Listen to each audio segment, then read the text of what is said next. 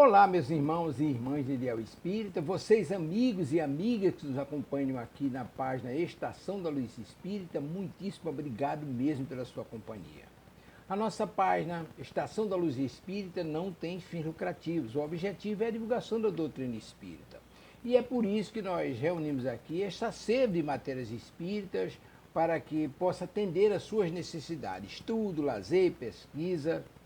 Você encontra aqui na nossa página Estação da Luz Espírita os livros da codificação, obras suplementares, entrevistas, palestras e os programas da Web Rádio Estação da Luz de Natal e Web Rádio Cristo Consolador de São Paulo. Ou seja, um acervo que atenda às suas necessidades, sem fins lucrativos. O objetivo é a divulgação da doutrina espírita. E agora eu convido você para nos acompanhar na reprodução de mais esse trabalho imperdível. Muito obrigado mesmo pela sua companhia e vamos juntos!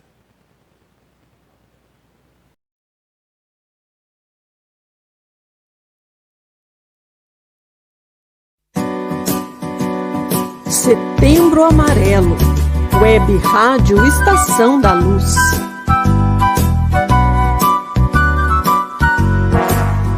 Você nasceu do amor. Você nasceu do amor. Você é amado. Você é amado. Eu vim para que todos tenham vida. E vida em abundância. Setembro Amarelo, Web Rádio Estação da Luz.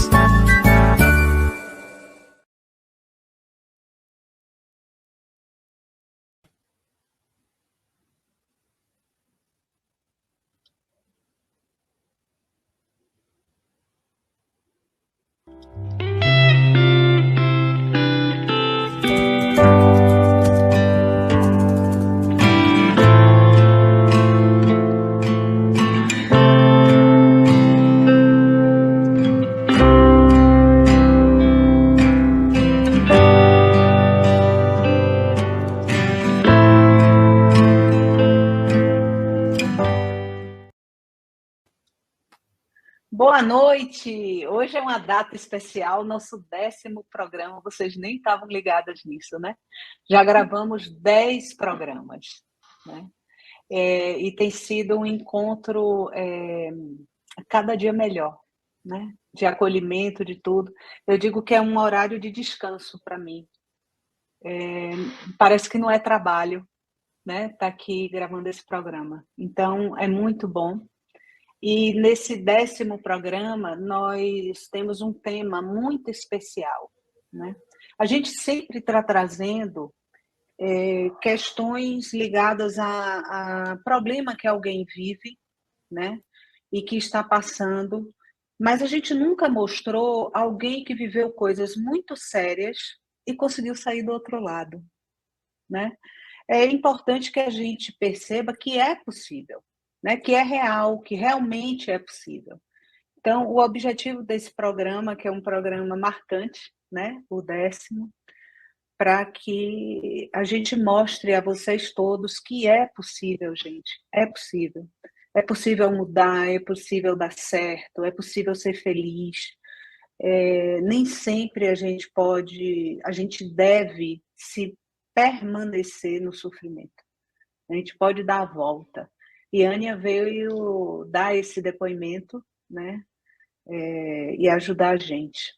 Boa noite, Jô, Kelly. Boa noite. Que bom comemorarmos hoje o 10º programa, não é? É muita felicidade. Como você disse, é um momento de descanso aqui também. De poder conversar, de poder trocar essas ideias, conhecer pessoas novas, né? Com filosofias, trabalhos, terapias, possibilidades para que traga mais paz, amor para as pessoas. É muito bom estar aqui. E bom gente, estar no Ania, 10º programa com a Ania, né? Nossa amiga. É isso, Ania. É isso que eu ia dizer, Ania já é figurinha batida para quem trabalha com regressão de memória, né? Ela é terapeuta de regressão de memória. em várias sessões comigo, ela está presente como coterapeuta, então alguns de vocês vão conhecer ela, né? Então ela é terapeuta, e hoje ela não está aqui como terapeuta, ela está aqui como uma pessoa normal do dia a dia, que tem uma história de vida que vale a pena ser contada, né? Então, boa noite, Ania. Seja muito bem-vinda, viu? Nesse acolhimento. Vamos falar sobre a sua história com profundo respeito, acredite.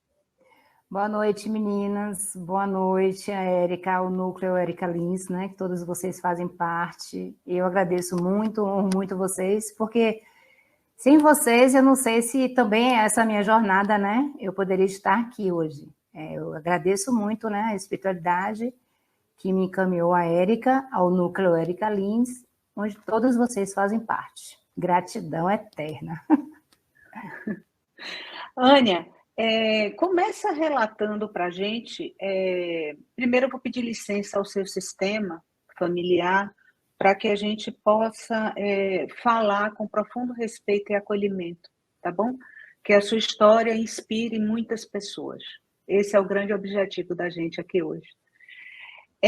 Você conta um pouco da sua história de pequena, né, até os dias atuais, e a gente vai lhe fazendo perguntas e vamos no meio da sua história contando, e vai virar um grande bate-papo, tá bom?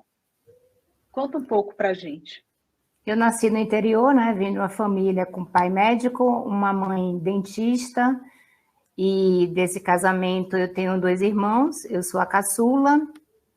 E já começa daí, né? Por meu pai ser médico, ele vivia no hospital, então uma empregada da casa resolveu me adotar. Ela disse que queria cuidar de uma criança, né? Então, eu acho que eu tenho um pouquinho, agradeço muito, sou louca por ela, eu acredito que alguma coisa eu tenho com ela nessa vida, porque, assim, foi uma pessoa que sempre foi meu alicerce, né? E ela me resgatou, eu dormia com ela no quarto de empregada e vivi 2 vidas, né? Minha vida foi viver no interior com a família dela, que era o pai dela era, se eu não me engano, era vaqueiro, e ter uma família, né, lá no meu interior, em Jequié. Então, assim, fui crescendo, muito brincando muito, era muita coisa, eu não vivia a vida, né, social dos meus pais, porque eles tinham uma agenda lotada, e eu só fazia participar dos eventos mesmo de criança. Mas, enfim, eu fui separada um pouquinho, né? Muito pintava horrores, né? Interior, você sabe como é, aquela vida bacana, muito bacana, né? Muito positiva. Mas aí nós viemos para Salvador, onde ocorreu uma situação familiar que levou minha mãe, então, ao suicídio, né? Ela não se conformou com a situação com a qual ela teve que se deparar aqui em Salvador, com algumas situações familiares, né? Da parte do meu avô, e dos conflitos, né, dela com meu pai também, e ela acabou achando que, por causa do candomblé, como ela deixou cartas escritas, né, para a gente, que o pai de santo disse que ela não servia mais para nada. E aí ela tirou a própria vida com a arma de meu pai, porque nós morávamos num bairro, na Boca do Rio, numa casa em Armação, que não tinha que ter arma, naquela época podia ter arma, né, era uma proteção. E aí... Ania, você tinha quantos anos quando isso aconteceu? Foi em 72, eu sou de 66, então... Tem 50 anos. Eu tinha uns 6, 7 anos. Eu aí, nasci né? em 72, é por isso que eu estou dizendo que tem 50 anos. Gente, deixa eu só fazer uma ressalva, tá? Esse detalhe do candomblé não tem a ver com o teor religioso, ok? Foi apenas uma colocação, tá? Para que a gente deixar registrado que não está associado a essa ou aquela religião. Um dado desse vem de uma pessoa, e não de uma religião, de uma filosofia, de uma cultura. Tá bom? Mas é isso aí que é o bacana, Érica. Porque eu venho descobrir há pouco tempo, né, que não tem nada a ver uma coisa com a outra, mas eu cresci com esse medo. Porque as pessoas têm esse hábito, né, de fazer com que a gente internalize que é alguma religião que causa alguma coisa. Não importa a religião, né? Então, assim, isso foi muito bacana, porque agora eu estou tendo a oportunidade de ver que não é nada disso, que não é religião nenhuma que causa mal a ninguém, é a própria pessoa, são os próprios pensamentos. Então, agora que eu vim fazer o link de minha mãe, né? Ela, de repente, ela não tinha a quem culpar, ela culpou uma religião, né? E você cresceu, você tinha 7 anos, e como é que ficou sua vida após a morte da sua mãe? Era muito era medo de assombração, medo de que minha mãe viesse, né, me buscar. No início eu digo, meu Deus, se ela morrer, eu vou morrer junto, né? O psicólogo foi comigo no cemitério, a gente conversou, assim, uma coisa muito rápida, foi muito rápido, e depois é como se nada tivesse acontecido. Aí eu esbarrei nos estudos, né? Não queria estudar, sempre fui muito assim, muito empurrada, né? A minha vida toda foi empurrada, o povo me empurrava. Vai estudar, vai para casa de fulano, vai fazer banca. Era era travada nos estudos, né? Nunca gostei de estudar. Sempre fui para recuperação. Então, eu tenho um irmão que é superdotado, né? Então, a comparação, eu vivi esse período todo, né? Desde da morte de minha mãe até a adolescência, sendo comparada. Porque seu irmão faz isso, você não faz. Porque seu irmão faz isso, né? Ele tem isso, você não tem. Aí pronto, fui crescendo, mas... E seu pai com vocês, após o suicídio de sua mãe? Ania, todas as perguntas que eu faço, você pode responder ou não, tá bom? Eu faço a pergunta e você vê se para você é tranquilo responder. Meu pai foi uma figura, assim, muito forte, né? Eu agradeço quase tudo que eu tenho a ele, né? Apesar das dificuldades dele, mas alguma coisa, uma vozinha no fundo, chegava para mim assim, isso não é seu, isso é dele, é do casal. Então, enquanto eu cresci, né? Foi um tempo, assim, deles cuidarem de mim, a espiritualidade cuidar de mim, no sentido de isso não lhe pertence, cresça. E eu fui caminhando, fui crescendo, sem me envolver tanto com essa questão espiritual. Mas o mais engraçado, que mesmo que eu tivesse essa intuição, eu sempre me esbarrava no espiritismo kardecista, né? Eu não sabia por quê. Meu pai, minha família, a família de minha mãe é católica mesmo, muito católica, de ir para a igreja, para a missa.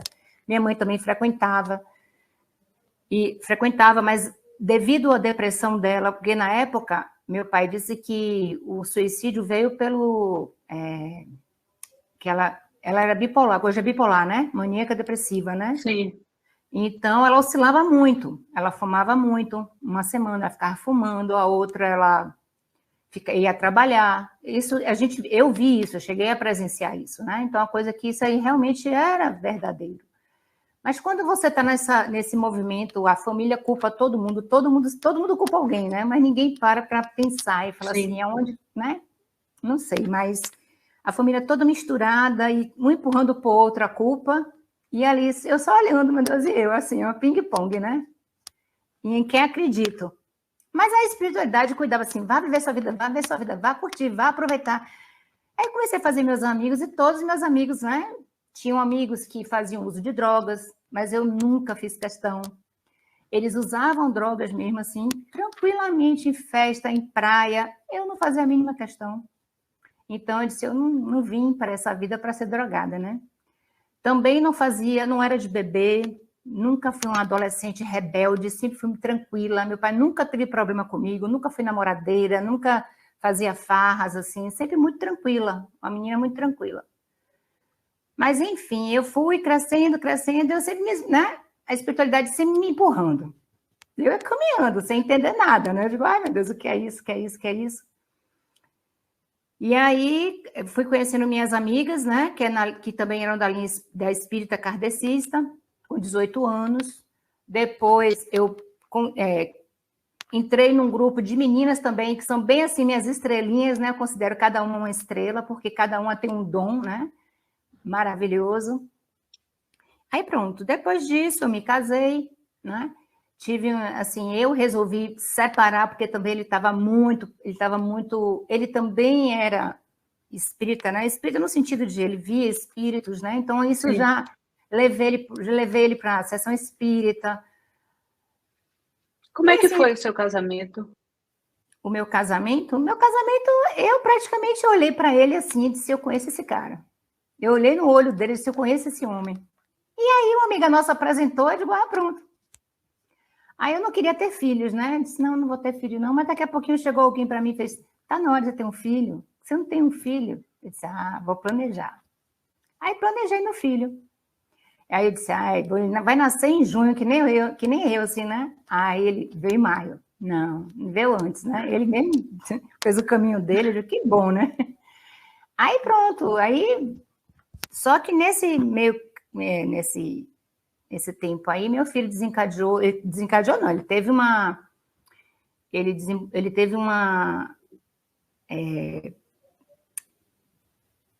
pegou um vírus da herpes, né, que se instalou no encéfalo, ele teve encefalite.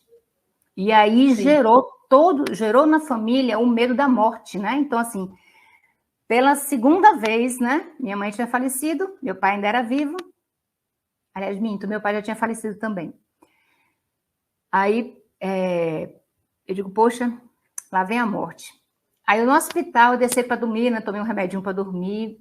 Toma, mulher, vai descansar, porque ele teve um mal convulsivo e ficou 40 minutos se batendo todo e a gente sem saber o que fazer. O hospital todo parou para atender ele, todos os médicos pararam, eram 7 médicos, levaram ele para internar, né, para UTI de adulto. Chegou lá, o médico fez todos os exames, disse, olha, ele teve encefalite causado pelo vírus da herpes, que é um vírus que pesquisaram, ela levou um mês para sair o resultado, que é oral, não é nem aquele herpes que, né, que é da boca, que é da vagina, nada a ver. Inclusive o médico falou, eu falei, doutor, meu parto, ele foi cesáreo, então mesmo que eu tivesse com herpes, né, eu pensando assim, ele não se preocupe, foi realmente causado pelo ar. Aí pronto, aí meu filho, a gente fez a recuperação do meu filho se recuperou, começou tudo de novo a andar, então isso causou muita angústia, né, meu marido passou, então, a super proteger o meu filho, e eu comecei a sair desse processo de casamento. Fui separando, e aí, eu não sei o que aconteceu. Como era o seu casamento? Bom, ele trabalhava o dia todo. Foi um reconhecimento, você falou, né? Foi um encontro onde você o percebeu. E, ao longo do tempo, o que foi acontecendo para que você decidisse por se separar?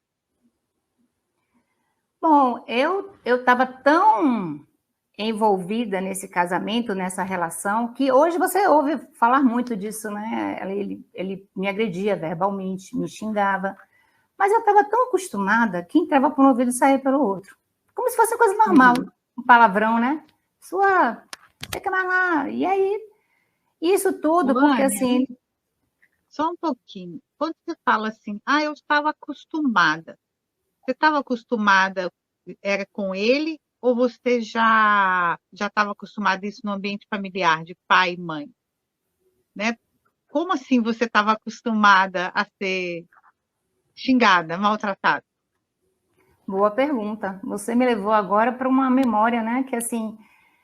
Eu me lembro que na minha família isso sempre tinha muito, né? Essa relação, meus pais brigavam muito, é uma coisa que todo mundo fala. Então, assim, como eu fui separada, né, dessa família, eu não dormia na casa, dormia no quarto de empregada, eu não costumava ouvir, né? Mas na casa em armação, eu via muitas brigas, né? E isso gerava. Mas essa memória você me trouxe agora, né? Um gatilho que uma vez eu arrumei um garfo no meu irmão do nada. Veio bater no olho dele aqui, né? Então, assim, as brigas eram constantes. Eu brigava muito com meu irmão, brigava muito com minha irmã. Então, realmente é um ambiente que você já está praticamente mergulhada ali e você não... Só que, assim, quando eu comecei com meu marido, eu não era assim. Foi se tornando, né? A situação veio chegando.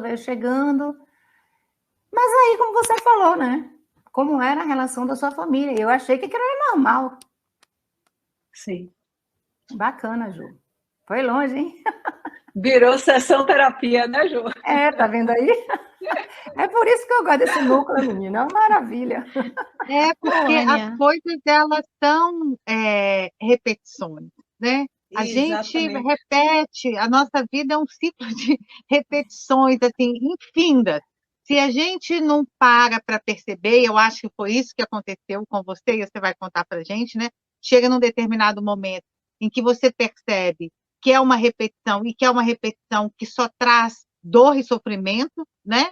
Não é nada que te traz bem-estar, nem que você se desenvolva, muito pelo contrário, vai meio que embotando a gente começa a fazer escolhas que vão tornando a gente ainda mais, eu vou usar uma palavra pesada, assim, às vezes até mais desprezíveis, né, da gente olhando para a gente mesmo e vendo que a gente não tá sendo legal com os outros e que os outros não são legais com a gente. Então, se você não tem um momento em que você desperta para isso, seja por um adoecimento físico ou mental ou emocional, você fica nesse ciclo, né? Mas aí você despertou. Conta pra gente como é que foi. Deixa eu só perguntar, Ania, quanto tempo durou essa relação até você despertar? Pois é, eu ia falar isso, Kelly. 14 anos. 7 e 7 são 14, com mais 7, 21, né? 7 e 7. Então, com 14 anos de casamento, eu resolvi dar um Observe a repetição de ciclos de 7 em 7 anos. Ania, anote isso para depois você fazer o seu histórico até hoje, de 7 em 7. Vou fazer uma colocação baseada da minha vida, né? Eu sempre gosto de dar exemplo meu próprio, para falar com mais propriedade, né? Quando o Jô fala de repetição de ciclo, isso fica gravado na memória da gente. Quando meus pais se separaram, eu tinha 12 anos, né? Já tinha feito 12 quando meus pais se separaram. E quando eles se separaram, eu ouvi de algumas pessoas que o dinheiro tinha separado eles. Tá vendo o que o dinheiro faz? Separou a família de vocês. E eu ouvi isso, né? Observe que com 24 eu me casei, né? Mais 12. E se eu for contando, porque isso que eu estou falando a vocês, eu verifiquei, chegou uma época que a minha família que eu digo, meu marido, eu e meus filhos, passamos a ter uma condição de vida melhor. Né? Aconteceu um fato e a gente passou a ter uma condição de vida melhor. Eu lembro que quando isso aconteceu, a primeira memória que veio para mim, na minha cabeça, foi: a gente vai se separar. Por quê? Porque o dinheiro trouxe a separação da minha primeira família. Né? Então, você veja que eu sou terapeuta, que eu trabalho com tudo isso, e na mesma hora volta a memória de lá de trás, né? Claro que eu estou casada até hoje, eu não me separei, enfim, é só para que a gente entenda como a mente da gente guarda isso e como a gente tem o receio do sofrimento, né? Como diz Jung, a dor é uma dor lembrada, né? Então, só para deixar registrado, porque aí quem está ouvindo a gente vai estar aí, né, associando, fazendo suas contas e vendo a repetição de ciclo, tá? Mas eu vou deixar a Aninha falar mais um pouquinho e depois eu vou falar para vocês sobre como a gente deve observar esse nosso gráfico de repetição, para que a gente saia dele, tá? Vá, Aninha, diga aí. Você decidiu, despertou e decidiu se separar. Como é que foi isso? Mas aí você também me trouxe outra memória, né? Vocês estão demais hoje. Sim. No caso, né, minha mãe, quando veio meus pais, quando vieram para Salvador, o que foi me contado, que a gente não sabe se é verdade ou não, é que meu avô, né, praticamente pegou o dinheiro que meu pai mandava e gastou o dinheiro da casa, deixou meu pai praticamente numa situação financeira bem ruim, né? Então, assim, não foi nada legal para o meu pai, né? Então, a briga toda foi gerada por causa do financeiro também. Sim.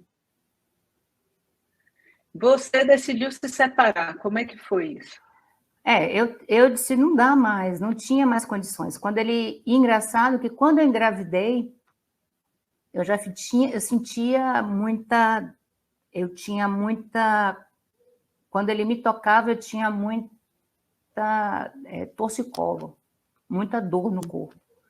Eu ia para médico dizendo assim, não pode tomar medicação porque você está grávida, não podia, tal coisa. Bom, enfim, né? Isso foi uma coisa que me chamou atenção, sempre me chamou atenção, mas aí começou, desde depois da gravidez, eu digo, isso é normal, eu acabei de, né? Estou grávida, os hormônios estão muito mexidos. Aí Guilherme nasce, que é meu filho. Aí depois disso, ele tem essa complicaçãozinha, né? Que aí deixou já...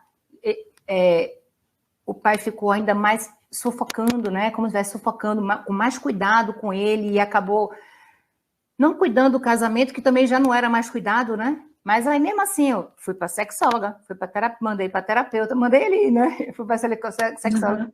A gente manda os outros, né? A gente nunca acha que é com a gente, é com os outros, o problema é dos outros.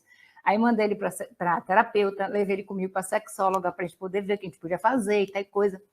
Aí, mesmo assim, não deu jeito. Ele só acabou, para mim acabou mesmo. Aí acabamos, né? E aí, nisso, depois de um bom tempo, minha madrinha, que é essa, que eu considero minha mãe, minha segunda mãe, né? Ela desenvolveu um câncer da tireoide, que era fácil de... hoje é 99% de cura, né? Mas ela desceu para o pulmão, para os 2 pulmões. Ela não bebia, não fumava.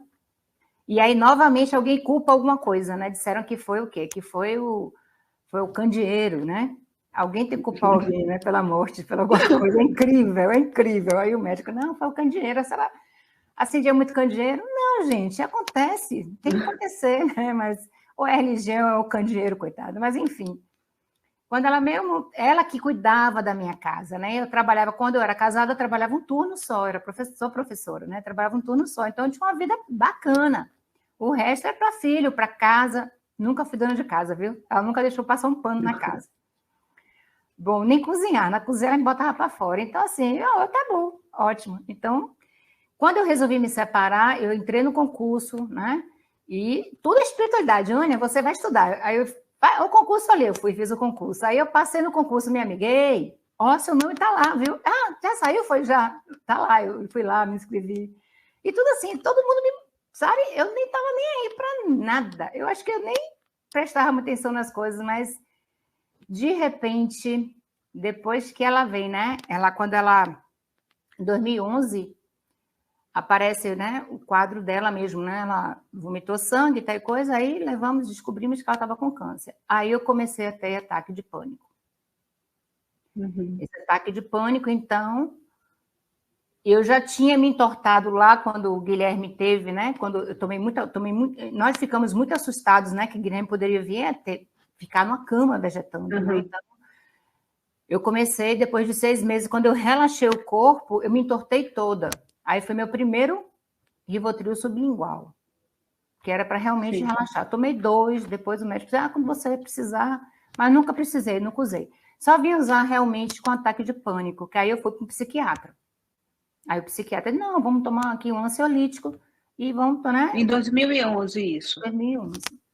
E aí eu andava, o coração disparava. Aí quando eu tinha me separado, tinha entrado num concurso, em 2005, aí o casamento já estava mais para lá do que para cá, aí eu já peguei 3 turnos no trabalho, de manhã, tarde e de noite, que ajudou muito também na separação, né? Nesse processo, porque eu já não vivia em casa. Então, quem tomava conta da casa era minha madrinha. Então, o que acontece? Quando ela toma conta da casa e eu só do trabalho, então eu chegava final de semana, trabalho também para dar conta dos 3 turnos, fora o quarto, né? Que é o de mãe, esposa e tudo mais, eu não dei conta. Eu me sobrecarreguei. Porque eu quis, né? Eu queria ter minha liberdade financeira. E você se separa, sua madrinha está com câncer, sua madrinha morre com quantos anos? 2014. 2014 ela vem a óbito, e aí meu ex-marido fala assim, não, agora a gente vai tirar você dessa casa e você vai para um apartamento. Porque eu não quero que meu filho fique com memórias, né? Dessa casa. E nós mudamos de tudo novo. Só as roupa, lençol, panela, colchão, tudo novo. Ele botou tudo novo dentro da casa. Mas eu não conseguia apagar, apesar de tudo novo, eu não conseguia apagar as memórias antigas, né? Então, aí, eu vim de um condomínio onde tinha muita gente que bebia muito, era muita farra, era muito churrasco. E, assim, eu ia para muitas festas, né? Quando você se separa, você quer viver aquela vida. Ai, meu Deus, vou viver minha vida agora, vou aproveitar ao máximo. E aí, tome-lhe, né? Ia para as festas, eu chegava às 5 da manhã para trabalhar às 6, né? Totalmente irresponsável. Então, assim, eu digo, meu Deus, eu estou viva, não sei nem porquê, né? Porque, assim, você acaba fazendo um monte de coisa, né? Quando eu vejo na televisão os acidentes, meu Deus, quantas vezes eu dirigi... bebendo, né? E você vai, tem coisa. Bora ali, bora aqui, tem coisa. Você começou a beber e começou... Como é que você ficou emocionalmente depois dessa troca toda e da perda da sua madrinha? Bom, depois que eu vim para esse apartamento, eu fiquei muito só aqui, né? Então, assim, aí começou a lei, né? A lei, né? Que não podia beber, né? Esqueci agora até, porque... Esqueci, então, assim, a lei seca. Aí chegou a lei seca, então a gente já não saía mais tanto, né? Não podia. Então, não sair para mim era terrível. Poxa, não sair para beber me matava. Aí comecei a beber muito em casa.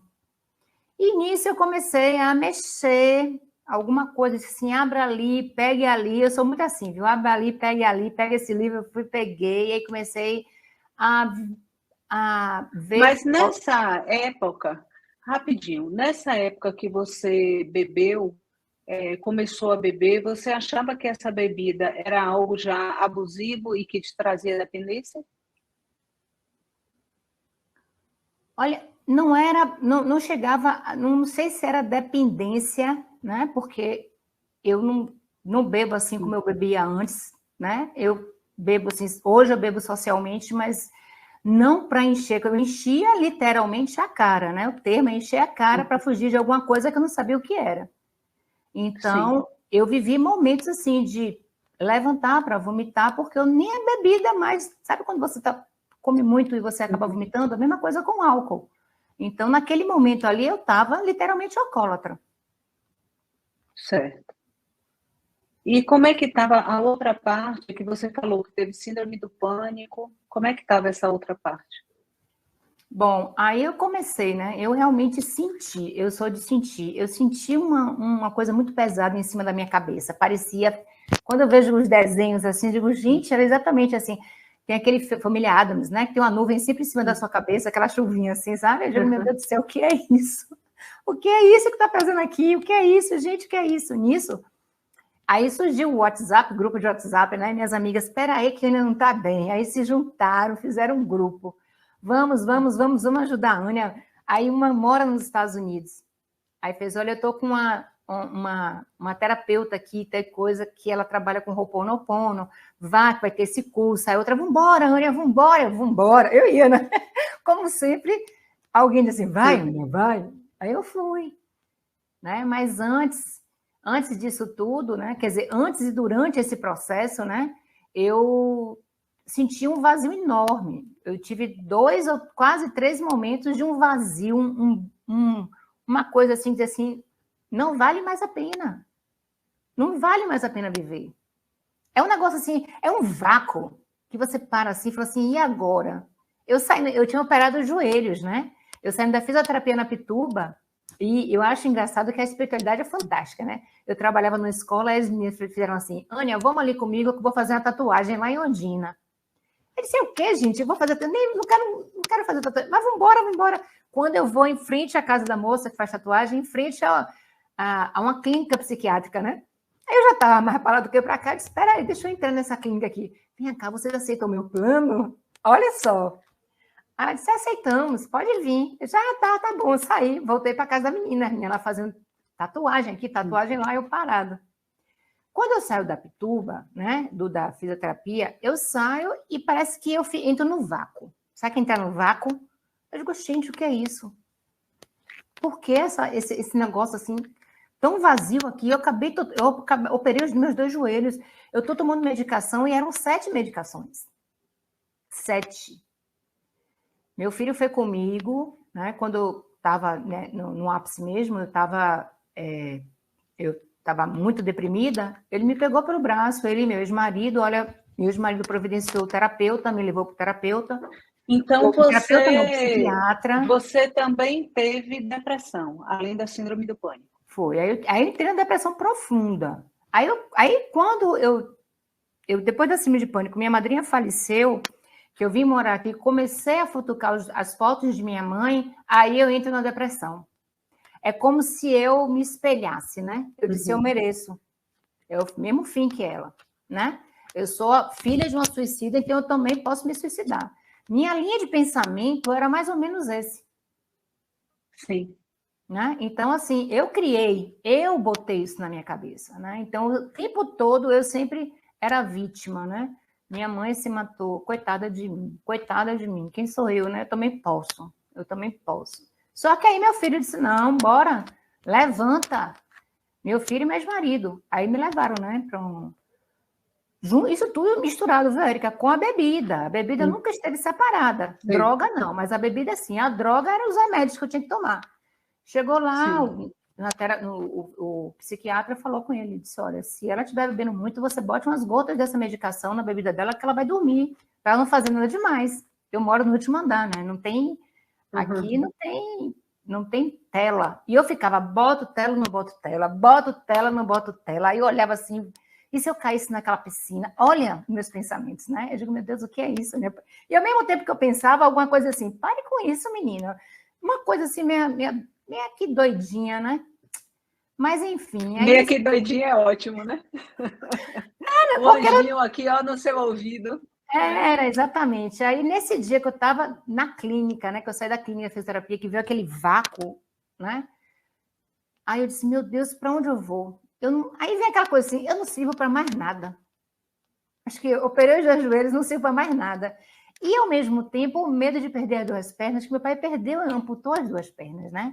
Então, vem tudo muito junto, tudo muito misturado.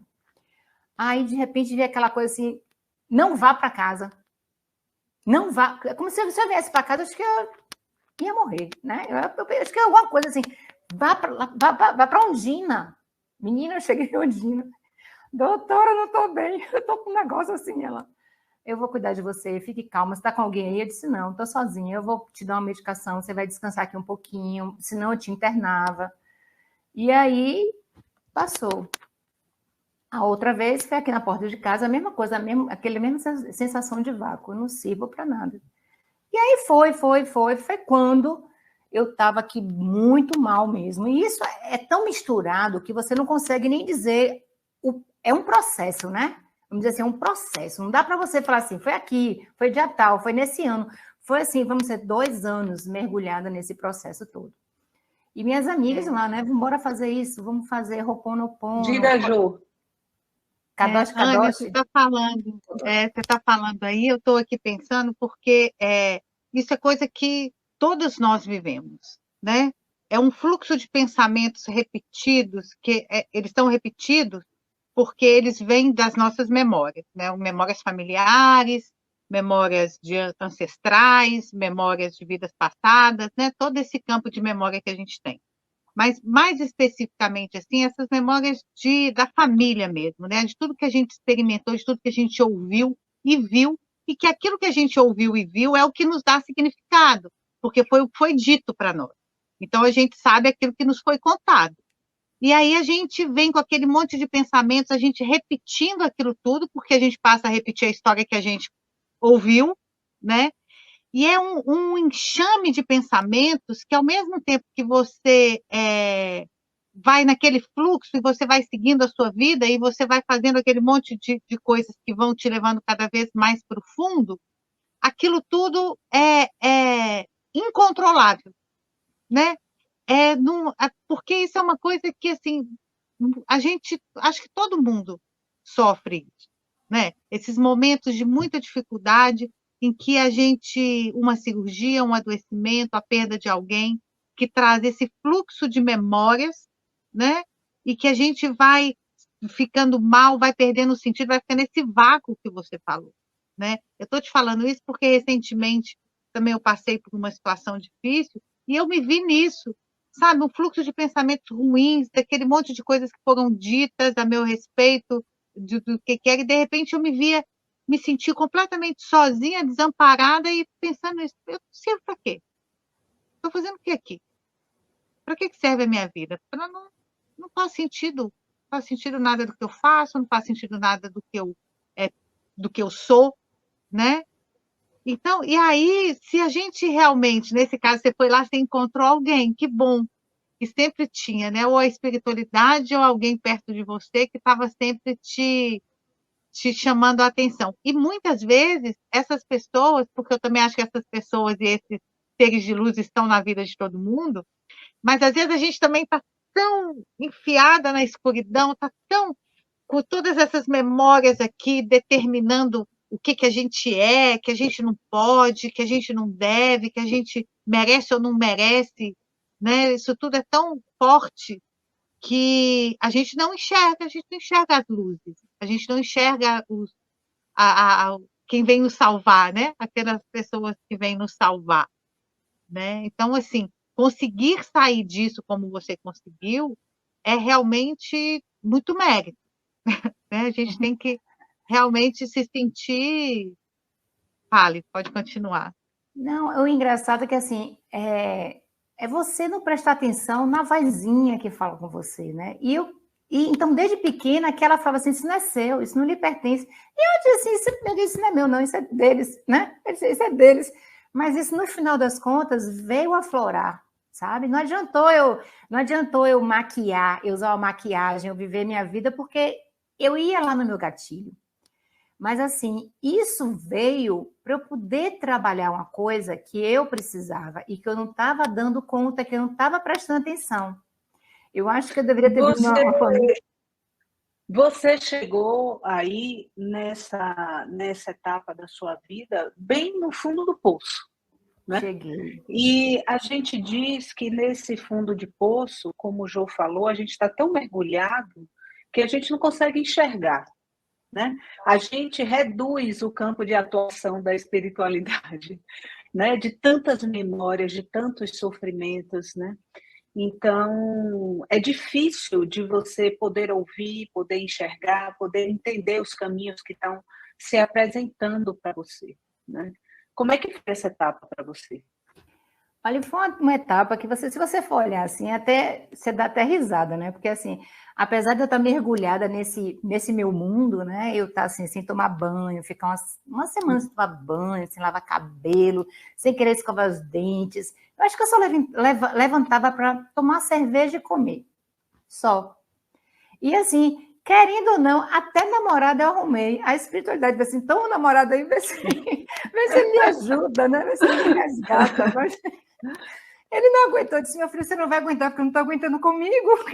Você vai me aguentar? Ele, não, vamos namorar. Eu digo, não dá.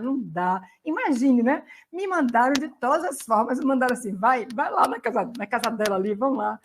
Menina, aí um belo dia, então eu deitada aqui, eu digo, não tinha o que fazer, né? Que eu estava afastada do trabalho, eu assistia muita televisão, ou dormia no sofá, assistia televisão. No momento decidi acordada, aí eu estava assistindo um canal que tem um menino, que é a menina, né, que é a Jess, e ela falava assim,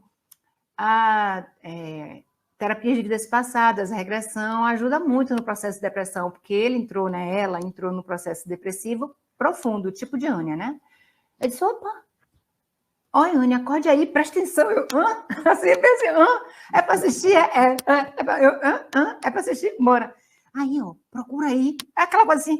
Aí, nessa época tinha o Google, né? Eu botei assim, terapias de vidas passadas, regressão de vidas passadas. Aí, regressão. Aí apareceu, né, uma clínica com seu nome. Aí eu liguei para a clínica, disse, poxa, eu queria marcar a terapia com ela. Ela não trabalha aqui, não. Nesse número, não. Aí eu voltei de novo. Aí, depois dessa clínica, tinha lá seu nome, né? Érica Lins. Aí eu cliquei.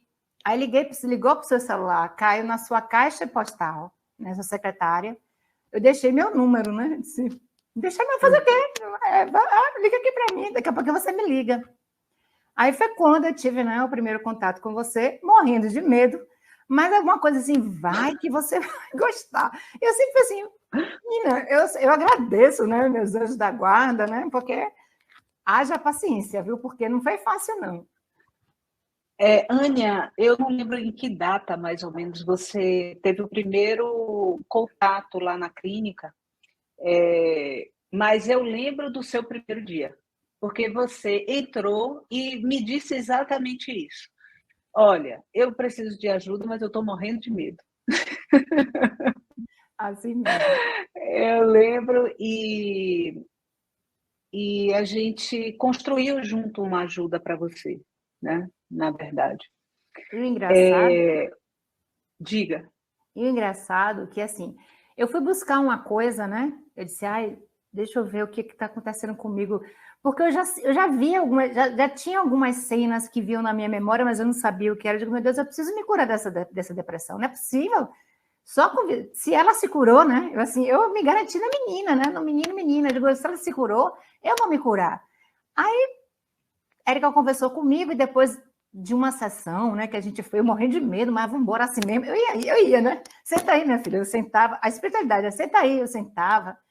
Aí a gente fazia nas regressões, e numa dessas regressões, depois de passar da regressão, aí tinha sessão, né, para a gente conversar sobre a terapia. Aí eu olhava para a Érica assim, aí eu vi umas coisas assim, eu digo, Érica, eu estou vendo umas coisas assim em você, eu estou vendo uma coisa branca aí atrás de você não está vendo não? E você, não, Aninha, eu não estou vendo não, é o quê? Eu disse, eu não sei, Érica. Aí você falou, isso é, você é médium, né? Então isso aí você vai ter que trabalhar no centro espírita.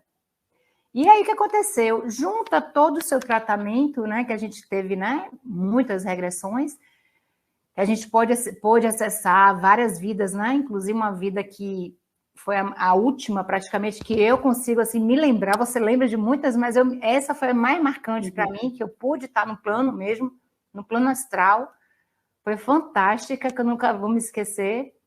Mas, assim, ao mesmo tempo, você e uma amiga minha, que também estava no grupo, né, que eu chamo o Grupo das Estrelinhas, que fez assim, você vai ter que entrar na ULI, você vai ter que estudar, você vai ter que correr atrás. Aí eu entrei, continuei, e ela saiu, né? Ela só fez me botar no caminho, né? E você, além de todo um trabalho, né, que a gente fez esse tempo todo, que a gente continua fazendo, né, de regressões de vidas passadas, né, psicoterapia reencarnacionista, você me botou, você vai estudar.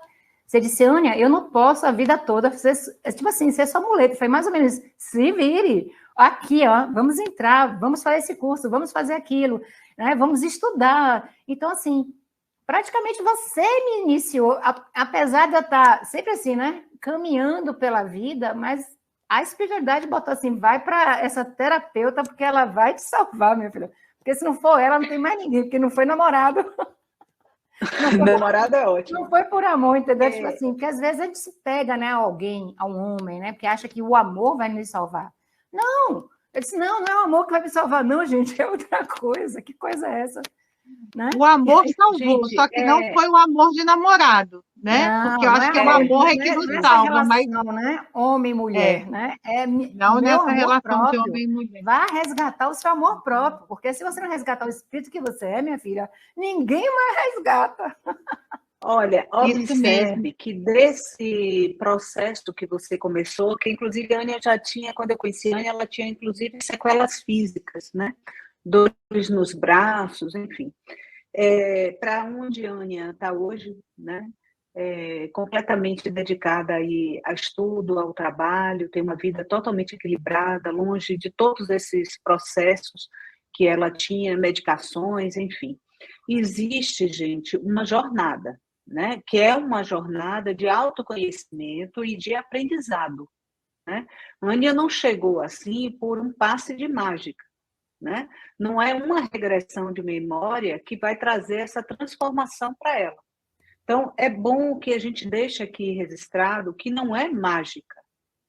É um trabalho de autoconhecimento, um trabalho onde você vai acessar memórias, vai fazer a limpeza dessas memórias, trazer uma nova compreensão e dar um novo sentido na sua vida.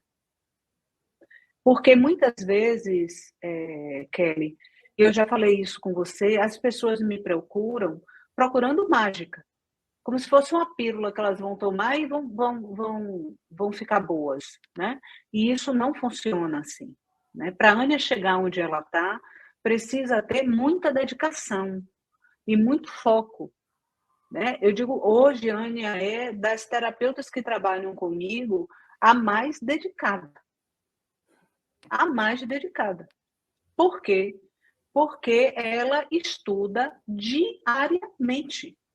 E fazendo uma observação, porque você falou da ULI, como a gente tem pessoas aqui de outros países também que veem o programa, para que eles saibam, a ULI é a Universidade Livre do Espírito. É uma universidade espírita, eu acho que tem duração de 5 anos, né, Ânia? 5 anos. São 10 ciclos, né?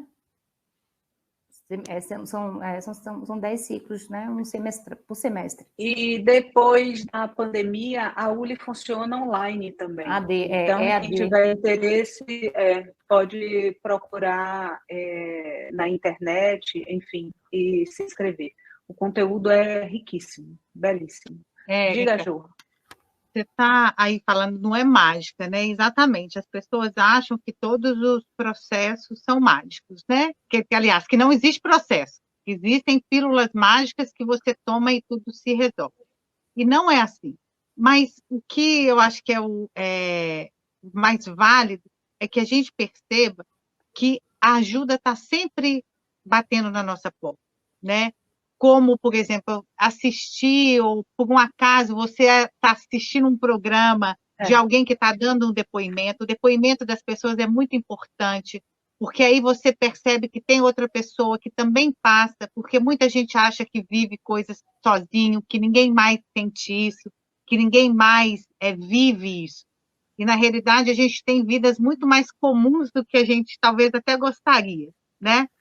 Então, estar atento a isso, a esses momentos em que alguma coisa te acena e te diga, olha, você consegue sair daí, é possível, né? E aí vem uma terapia, vem uma mão, e você permaneceu muito tempo com a Érica, hoje vocês trabalham juntas, mas, às vezes, a pessoa que primeiro a gente bate na porta é só a primeira porta que se abre, né? Às vezes é aquele que dá aquele start, que te encaminha para alguém que vai efetivamente ajudar, ou não, ou o processo você vai passando por diversos terapeutas, você passa por diversas terapias, o que não há nada de errado nisso, né? Que todos oferecem ferramentas diferentes do autoconhecimento, de tratamentos mesmo do nosso ser, né? Então, assim, perceber que essas ajudas, elas estão na vida da gente. A gente não tá sozinho. Às vezes, esse insight que você falou, se alguma coisa te falava, vai lá, liga lá, procura lá. Né? Isso todo mundo escuta. Essa vozinha está dentro de todo mundo. Nosso eu, né? É o eu de todo mundo. Nosso eu não, nosso ser que está ali dizendo, vai lá, não perde essa não, sai daí. Porque não é sofrimento e dor, né? Não é isso que a gente veio fazer, nem sofrer, nem ficar no poço da dor eterna. Viemos aqui para superar isso tudo, todos esses desafios. Então, é dar ouvido às vozes de fora e às vozes de dentro. Né? Por isso que é tão importante a gente estar aqui contando essa história, Ania. Né? E o núcleo, assim, vocês, né? Eu agradeço a vocês porque vocês me deram todo esse apoio, né? Assim, mesmo na pandemia, a Érica estava online, mas ela disse, vai lá, você vai ser tratada por Sara, você vai para o núcleo, você vai ser tratada, se corre, não quero nem saber, você vai, tá marcado, Sara tá lá. Então, assim, não foi só, assim, Érica, claro, né? Não tem o que falar, mas foi tudo junto e misturado, né? Não tem como você falar assim, é só uma pessoa, né? Como você falou, a menina, né? A Jazz, ela praticamente foi abriu minhas portas, né? Para tudo isso aí. E vocês me deram todo esse suporte. É Kelly por trás, né? Com a psicoterapia reencarnacionista, estava ali o tempo todo, Jô com as meditações. Então, assim, como não fazer aquele programa, né? Então, assim, não é uma coisa assim que a gente fala assim, eu fiz sozinha. Não, você só tem que ouvir, parar para se escutar um pouquinho. Na sua meditação, você se escuta, você ouve aquela voz, né? Interior que está ali falando com você. Então, é muito bacana todo esse acompanhamento. Porque as ferramentas e os tratamentos, eles trazem a gente isso, para a gente entrar em contato com a gente, para que a gente possa ouvir essa voz interna, né? Então, é esse conjunto da gente aqui se acordando, né? Ou se deixando ouvir as coisas, e aqui fora todo o apoio, toda a ajuda. Diga, Kelly. É importante frisar, e acho que a Ania está colocando isso, a gente nunca está sozinho. E tem uma fala sua, Jô, que você coloca, né? As vozinhas que chegam. E o bacana é que a Ania, ela se deixou levar por essas vozes, né? ela se deixou, ela prestou atenção, parou e foi seguindo. É um processo, não tem bolinha de cristal, não tem, né? Não tem pozinho mágico que se resolva questões como essa. Às vezes são muito profundas, são demoradas, são ciclos que de repente precisam ser vivenciados. É legal você trazer o seu depoimento.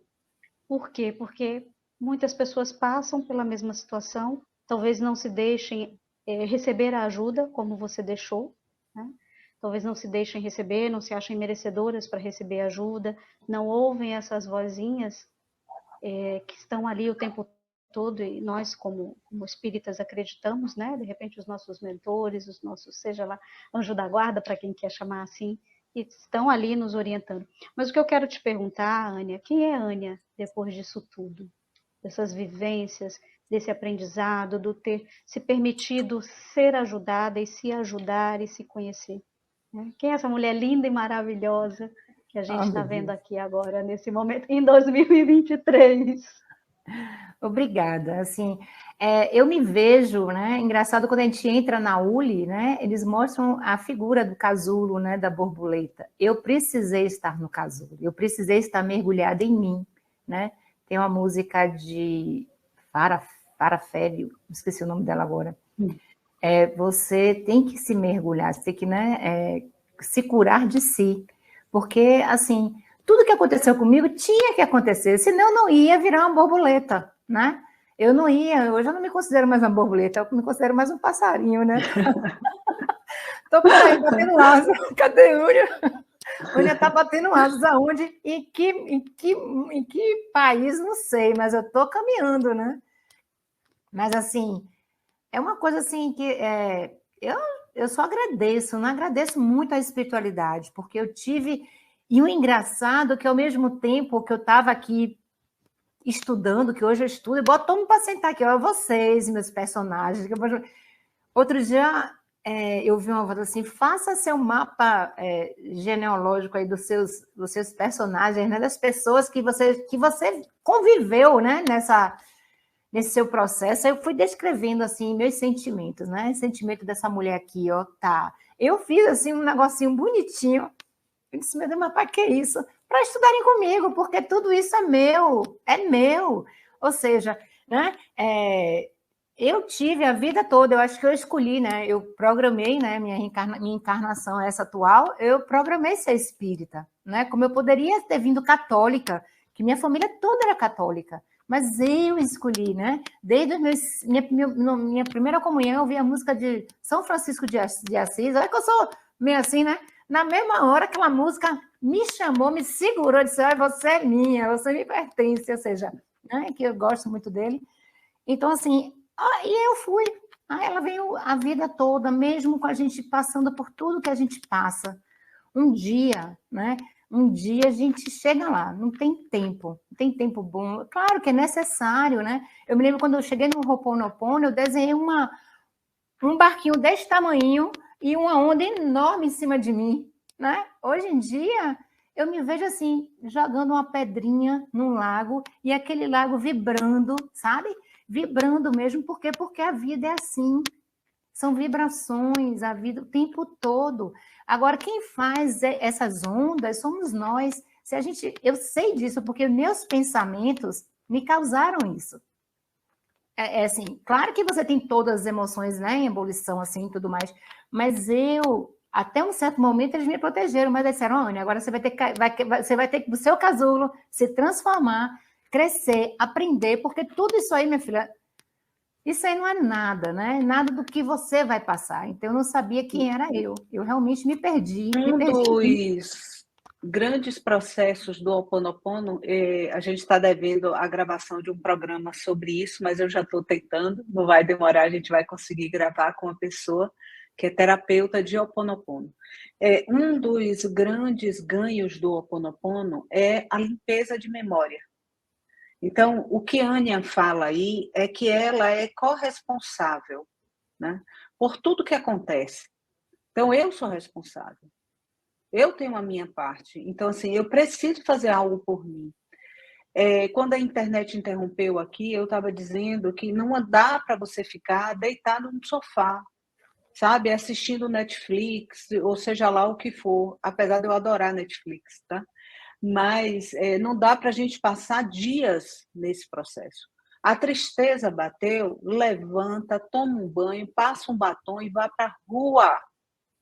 Vá para a rua, procure coisas que te tragam alegria, que te tragam felicidade, né? Então, você precisa procurar ter a ação necessária.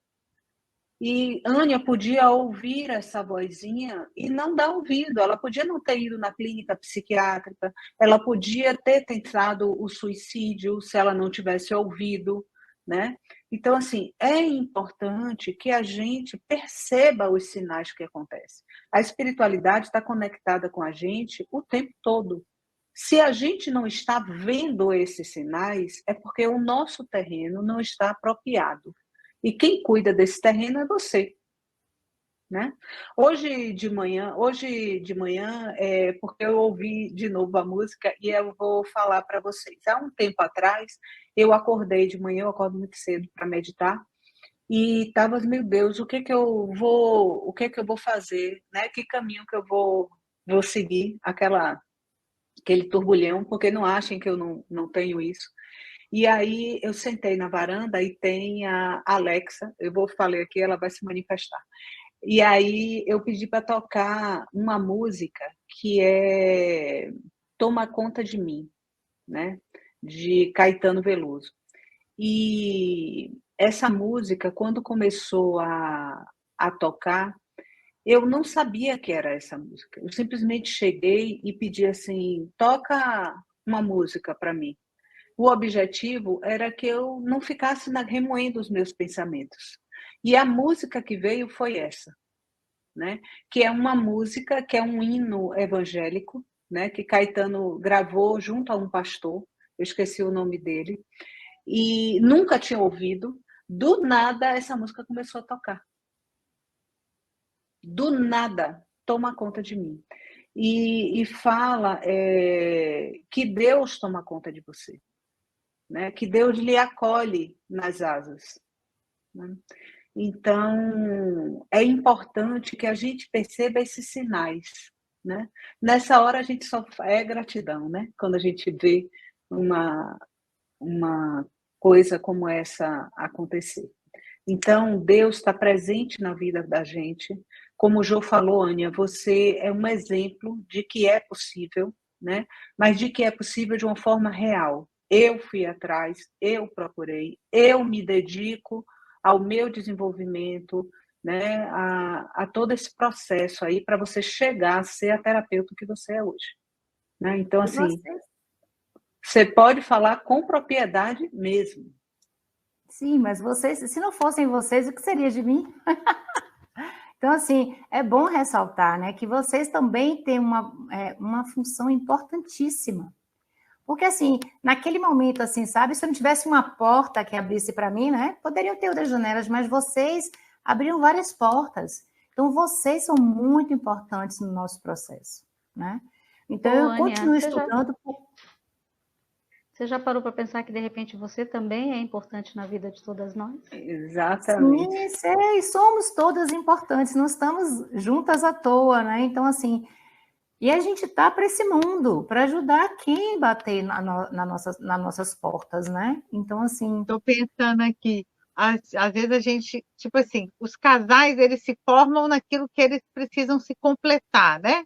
Digamos assim, seja na doença ou no sintoma ou na alegria, os casais se juntam nesse complemento.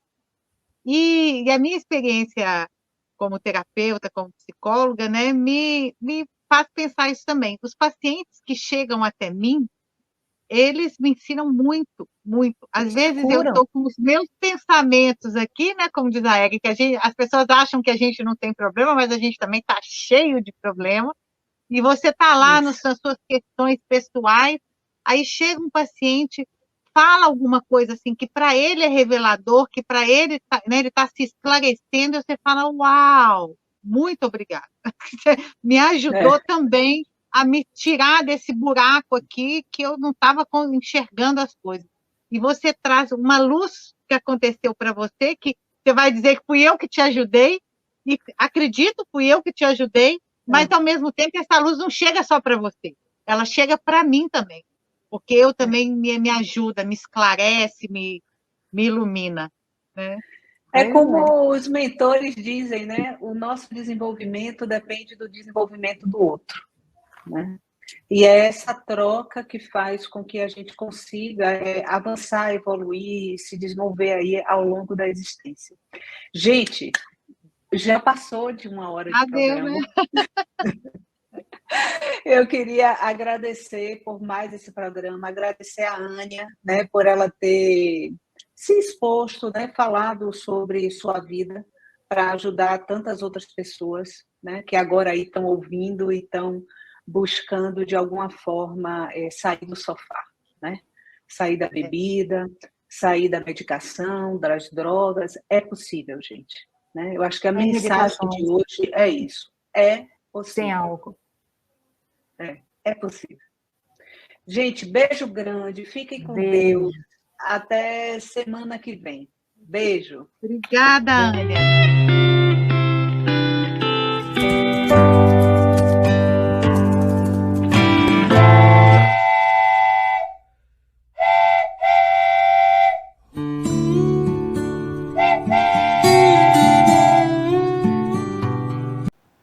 Chegamos ao final da nossa atividade. Muitíssimo obrigado mesmo pela sua companhia e espero você no próximo evento.